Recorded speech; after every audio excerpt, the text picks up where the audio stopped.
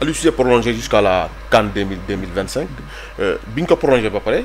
moom mi ngi wax ni ki malgré prolongation moom musul il sait que tôt ou tard day dem dina dem déjà dans son bureau carton bi sax nee na mi ngi daf ko rangé teg ko noonu maanaam dindul bagage yi ci loolu la wax est-ce que donc loolu mën na jàpp ni donc moom il se sent menacé il sait qu'il est toujours sur la sellette malgré prolongation bi bien non pas menacé je pense que dafa logique parce que je pense que il sait qu'il n'est pas là éternellement du jour au lendemain de fi quitter il est là depuis 9 ans lenn loo xam ne def na ko fi benn coach musul def être là depuis 9 ans je pense que y a personne qui l'a fait et tey jii nii je pense que moom chance bi mu am entraîneur yu bëri amuñu ko parce que je pense que entraîneur yu bëri yu fi jaar après une grande compétition comme la CAN na am fa échec je pense que soo ñibbisee gars yi dañ lay dàq na dem mais moom les gens lui ont renouvelé la confiance et je dis même heureusement que les gens ont eu cette intelligence pour le laisser ba mu yóbbu ba ñu sacré champion d'Afrique je pense que c'est une bonne chose mais il faut aussi loolu moo tax à chaque fois que may wax ni que man je suis tout le temps contre les contrats d'objectifs je pense que tey jii nii suñu waxee suñu defee yoon suñu dawalee yoon rek ba ñu jógee Coupe d'Afrique bi passé dañ ko fiy jëlee parce que je pense que suñu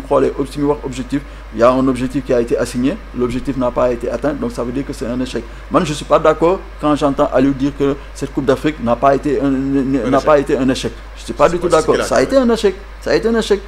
soo defee échec il faut l'accepter et faire face je pense que ça veut pas dire que c'est un échec que dañ la fi war a jëlee et tout éliminé dès les huitièmes de finale en plus oui dès les huitièmes de finale en plus pour une équipe qui a été champion d'Afrique en titre et na ñëw tasante en plus l'adversaire que tu avais en face tu joues 4 minutes de jeu tu marques 1-0 tu sais que l'adversaire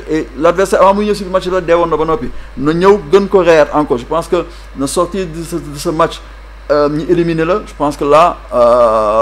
dara mënul raw loolu que en termes d'échec je pense que tey jii nii loolu moo tax à chaque fois man les contrats d'objectifs je suis contre parce que le football c'est pas une science exacte bu fekkee ne leen loo xam ne que li day wax ni que soo waxee A plus B égale lii 1 plus 1 égale 2 je pense que là on peut dire waaw lii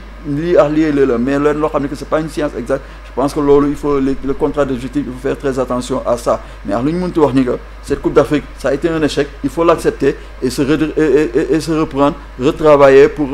des lendemains plus meilleurs que lu ñu vivre ni à Abidjan. say rapport ak moom lan la est-ce que da ngeen di dégg souvent di wax ci wàllu équipe nationale d'abord wax ñu quels sont vos rapports avec non man j'ai aucun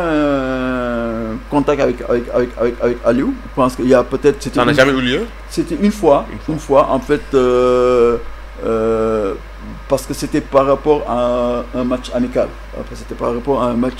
contre la Bosnie-Herzégovine donc man j'avais cette possibilité avec certains partenaires d'organiser cette match et j'avais la proposition et tout ça et man je suis allé le voir et ñoom sax ñu yoon fii en regroupement au hôtel bi nekk fii à côté donc mooy ba ñuy regroupé fii nii si tali aux Almadies waaw aux Almadies donc je suis allé si laa dem gis ñu waxtaan si et tout parce que j'en avais discuté avec Mayacine et Mayacine mu dirigé ma vers Aliou et je me suis déplacé ñu toog waxtaan c'était pour parler à partir si match à organisation match amical mais à part ça j'ai aucun contact avec lui c'est aussi quelque chose que j'ai pas cherché et que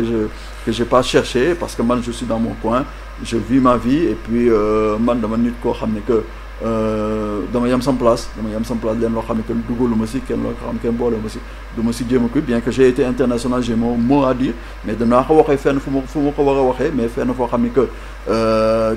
c'est un regroupement ce sont des gens qui sont convoqués ce sont des gens qui sont appelés là-bas soo fa demee lu la fa dal yaa ko teg sa bopp mais c'est sûr que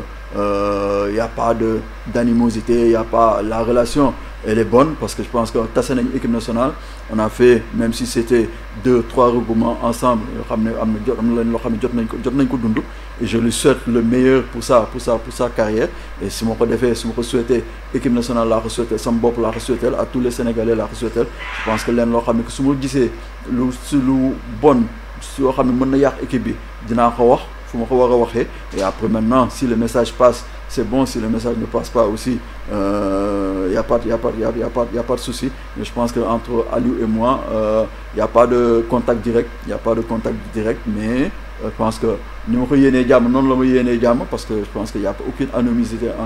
entre lui et moi, et je pense que ku nekk yéene na sa bopp jàmm.